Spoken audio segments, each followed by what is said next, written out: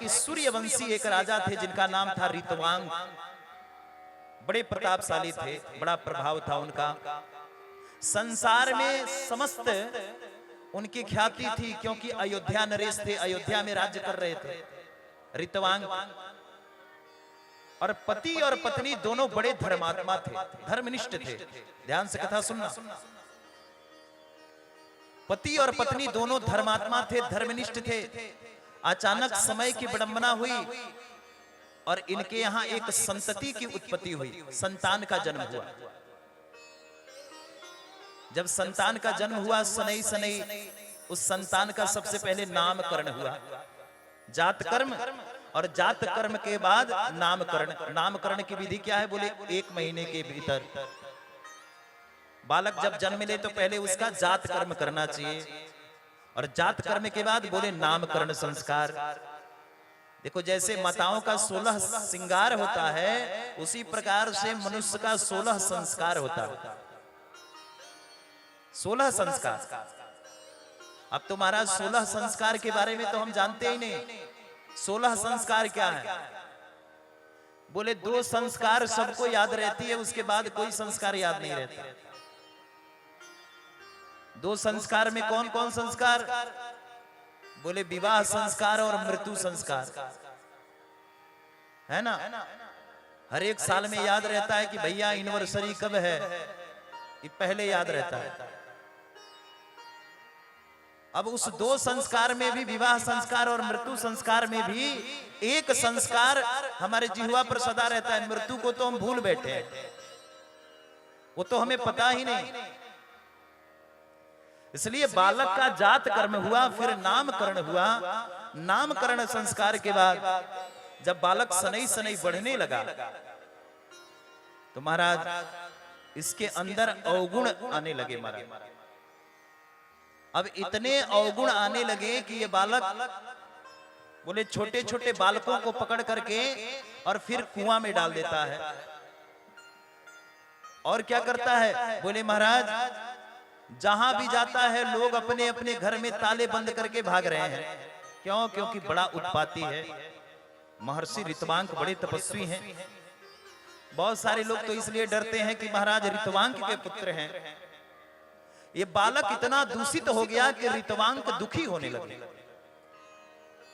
कि महाराज मेरा इतना नाम था, इतना जस था, इतना कीर्ति था, सब कुछ होने के बाद भी मेरा ये नास्तिक संतान कैसे हो गया? मांस मदिरा का सेवन करने लगा। महाराज महर्षि ऋतवांक ने सोचा अपने धर्म पत्नी को लेकर के, और एक बार अपने गुरुदेव की शरण में गए। इनके गुरु जी कौन है? बोले वशिष्ठ जी महाराज। जाकर के गुरुदेव से कहा, गुरुदेव हम पति और पत्नी अपने जीवन में कभी कोई भूल नहीं किए, लेकिन हमारा इतना दूषित संतति क्यों हो गया, संतान क्यों हो गया कि महाराज सबके नाक में दम करके रखा है। और इतना ही नहीं, अगल बगल के जितने भी राजा हैं वो सब आकर के महाराज उल्हना देते हैं, सभी दुखी हैं इससे, और आगे चल करके मेरे नाम जस को ये कैसे बढ़ाएगा? ये सुनकर के वशिष्ठ जी ने कहा, राजन देखो, बालक और बालिका इसलिए बिगड़ते हैं जब माता पिता बिगड़े होते हैं। क्या कहा? माता पिता जब बिगड़े होते हैं तो उन्हीं के संस्कार से बेटा और बेटी का निर्माण होता है। इसलिए हो सकता है या तो तुम्हारे अंदर कोई दोष होगा, नहीं तो तुम्हारी पत्नी के अंदर कोई दोष होगा। महाराज ये बात जब सुना तो सुनते ही महाराज आज ऋतवांक ने अपने पत्नी से कहा, देवी हमने तो अपने जीवन में कोई अपराध नहीं किया, कोई पाप नहीं किया, लेकिन हे देवी क्या तुमने अपने जीवन में कोई अपराध और कोई पाप किया है? देवी ने कहा, महाराज आप तो मेरे पतिदेव हो। हे स्वामी मैं आपकी सौगंध लेकर के कह रही हूं कि मैंने अपने जीवन में केवल धर्म ही धर्म किए हैं, कभी हमने अधर्म का मार्ग प्रशस्त नहीं किया। वशिष्ठ जी के सामने दोनों राजा और रानी आपस में बात कर रहे थे। वशिष्ठ जी ने कहा, राजन अगर तुमने अपने जीवन में कोई दोष नहीं किया है, न तुम्हारे अंदर कोई दोष है, ना रानी के अंदर कोई दोष है। तो हम इस बालक का जन्म पत्री देखना चाहते हैं, दिखाओ। देखो ये ज्योतिष आज का नहीं है, ये ज्योतिष उस जमाने में भी चलता था महाराज। अनादिकाल ज्योतिष की कब गणना हुई महाराज? ज्योतिष के अधिष्ठात्री देव कौन है? बोले भगवान सूर्य। जब से भगवान सूर्य हैं तब से ये ज्योतिष है, अनादिकाल ये परंपरागत है। बाबा ने कहा कि निकालो इसका जन्म पत्री, और जन्म पत्री देख करके जब इस बालक को बाबा ने देखा तो महाराज तुरंत मुस्कुराए और बोले, राजन जानते हो ये जो तुम्हारा पुत्र है ना, ये महाराज अश्वनी नक्षत्र में इसका जन्म, अश्वनी नक्षत्र के प्रथम चरण में इसका जन्म हुआ है, इसलिए बालक गंडमूल हो गया है। एक दोष उत्पन्न हो गया है, गंडमूल हो गया है, और वही गंडमूल के कारण इस बालक के अंदर इतना दोष है। देखो क्या कहा कि अगर माता पिता में कोई दोष नहीं तो संतति अगर दूषित हो जाए, संतान दूषित हो जाए, तो हमें ज्योतिषियों के पास तुरंत जाना चाहिए। महर्षि ने जब देखा तो कहा, महाराज पता है ये बालक जो है ये गंडमूल नक्षत्र में पैदा हो गया, इसीलिए इस नक्षत्र रेवती नक्षत्र के अश्वनी के प्रथम चरण में जन्म होने से रेवती का प्रकोप इस पर पड़ा, इसलिए गंडमूल है, और यही दोष के कारण तुम्हारा बालक इतना दूषित हो गया है। राजा ने तुरंत नमन किया, महाराज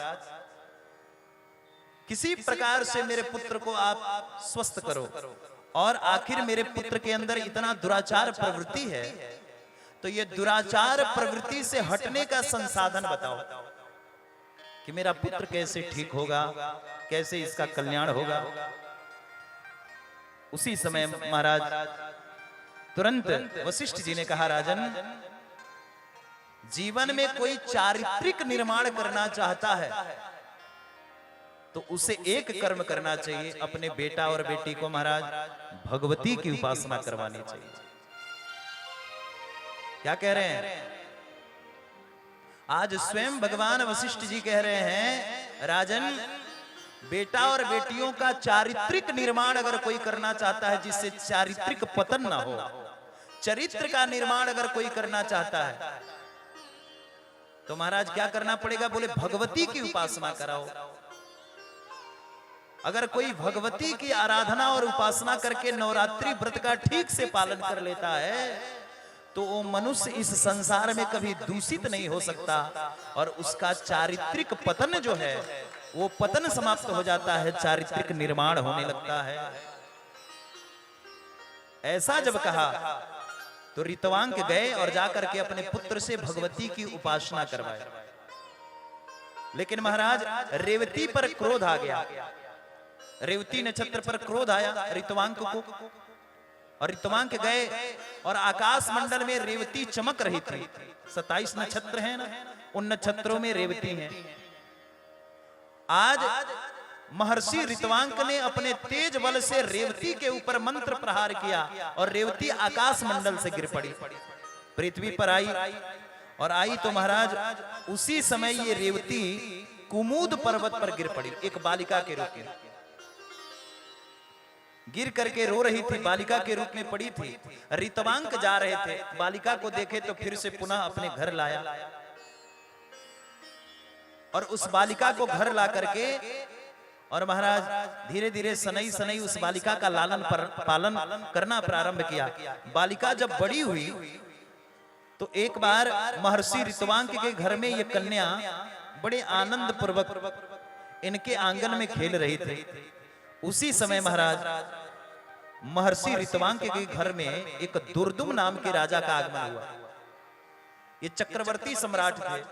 इन्होंने इस कन्या को देखा और देखते समय इनके मन में महाराज इच्छा हुई विवाह की। राजा से कहा और महर्षि ऋतवांक ने इस रेवती का विवाह दुर्दुम के साथ कर दिया, और दोनों को महर्षि ऋतवांक ने भगवती की उपासना करने की विधि बताई, दोनों को, रेवती को और दुर्दुम को। ये रेवती और दुर्दुम ने मां भगवती की इतनी दिव्य उपासना की कि मां भगवती की कृपा से जब ब्रह्मा जी सृष्टि कर रहे थे तो ब्रह्मा जी की सृष्टि में आगे चल करके ये स्वयं महाराज जब आगामी मन्वंतर आया तो उस मन्वंतर के स्वामी स्वयं मनु और शतरूपा बने। मनु और शतरूपा के नाम से देखो, सबसे पहले सृष्टि में कौन पुरुष आया? सृष्टि का प्रथम पुरुष कौन? बोले मनु। और सृष्टि की प्रथम कन्या कौन? बोले शतरूपा। तो ये मनु शतरूपा कौन है? बोले ये रेवती और दुर्दुम का सुंदर विवाह हुआ और दोनों ने भगवती की उपासना करके महाराज सर्वप्रथम मनुष्य बनने का भगवती से वरदान मांगा और मनु और शतरूपा के नाम से विख्यात हो गए।